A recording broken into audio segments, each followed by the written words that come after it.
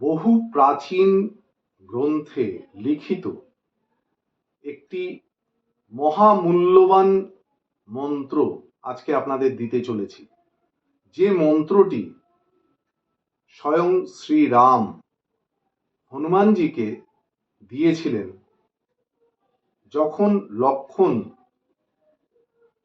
মৃত্যুশয্যায় এবং সঞ্জীবনী মন্ত্র, সঞ্জীবনী যে ওষুধটা, বুটিটা, সেটা আনতে যখন পাঠাচ্ছেন, তখন হনুমানজিকে বলেছিলেন এই মন্ত্রটা তুমি সবসময় পাঠ করো। সেই মন্ত্রটি আজকে আপনাদের বলবো। আপনাদের যে কোনো কার্য যেটা মুখে গিয়ে আটকে যাচ্ছে, বহুদিন যাবৎ হচ্ছে না, এই কাজটাকে কার্যসিদ্ধির জন্য আপনারা এটা অ্যাপ্লাই করতে পারেন।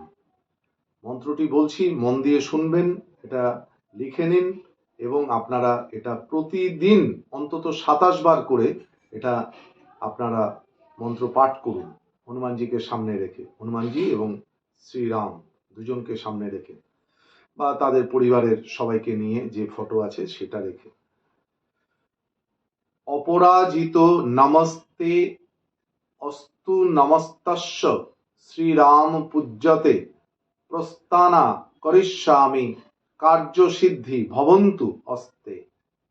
এই মন্ত্র আপনারা 27 বার ডেইলি পাঠ করুন, 31 দিন পাঠ করুন।